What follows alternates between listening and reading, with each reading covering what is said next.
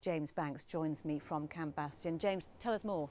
Well, yesterday I spent time with the Two Rifles Brigade Advisory Group, who are based in Camp Goresk, just outside Mob Price. Now, yesterday morning, along with their Afghan colleagues, they took part in Operation Safari Palang. Why were they under threat? Well, this is all part of the government's attempt to crack down on benefit cheats. They wanted to replace the existing disability allowance with a new personal independence payment.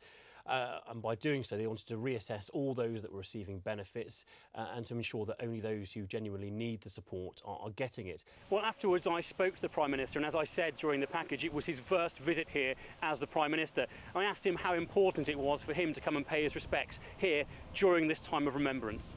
Well, I wish I could have been here at the weekend. It's not surprising that organisers are grateful for the contribution made by the armed forces.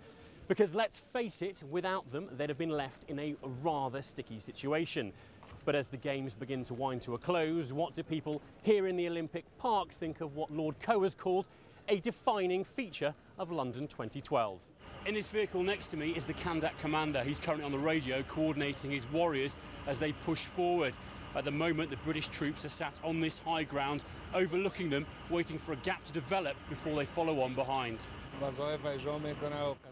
The British forces support us at the moment, and you can see them here today.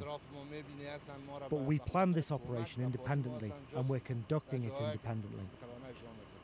Well, we're now patrolling forward to catch up with the ANA, and although this area has been cleared, we've just heard over the ICOM scanners that the insurgents have got heavy weapons and are ready to use them, so everyone's very much still on their guard.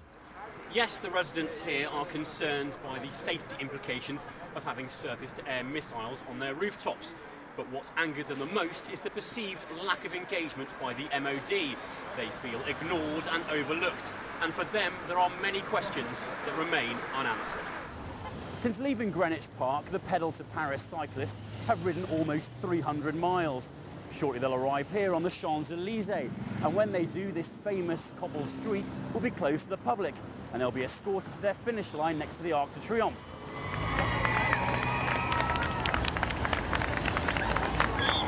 It's been a tremendous experience without question. Marvellous team building event, and the fundraising that's gone on, the stories we've been hearing during the week.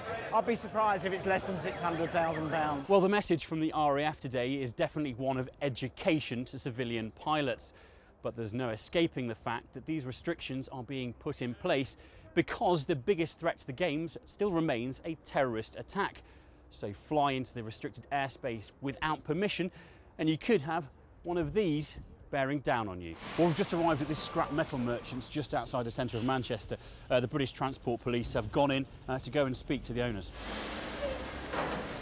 It's very much intelligence-led, and we rely on people, members of the public, helping us out, but also we rely on our knowledge from investigating these types of crimes to take us to certain scrap yards and to know what to look for. Clearly in the scrapyard there's a lot of metal to go through, but the guys from Smartwater, using special UV torches like this one here, can go around the metal, shine the UV light on panels such as this and see whether they might be stolen or not. Mr Justice Hedden Cave found that the impact would be minimal, it would be in accordance with the law, and it would not affect their human rights. With regards to their fears of becoming a terrorist target, he said they were unfounded. In the last hour, we've heard that an extra 1,200 troops have been put on standby, so they've not been deployed as of yet, but they are now on standby should they be needed. Now, these troops, we don't know exactly where they've come from, what service, or if there is a split, but they've been moved from 7 days notice to move down to 48 hours. Could you show me now what are the steps are of getting the flag from where it is now on your arm to at the top of the pole? Once the guys have come to the halt, the flag and the flag puller upper, or the halyard operator, will detach from the pole. My mother did the knitting in the second big war, so carrying on a bit of a tradition, I suppose, really. Tina's campaign has now caught the imagination of knitters throughout the UK. Whilst the headquarters of her operation will always be here in South Wales, she regularly receives hats and donations from an ever-increasing number of new recruits. What started off as a campaign to knit 500 woolly hats for Welsh soldiers has over the last 12 months gone from strength to strength. Tina and her army of knitters have now made over 4,000 woolly hats, keeping many a soldier's head warm on a cold Afghan night. James Banks, Forces News, South Wales. So Boris has now joined the ever-growing list of people voicing their appreciation for the work done by the armed forces in making London 2012 a success. His focus, however, now is on making sure that this success becomes a long-lasting legacy. James Banks, Forces News, London.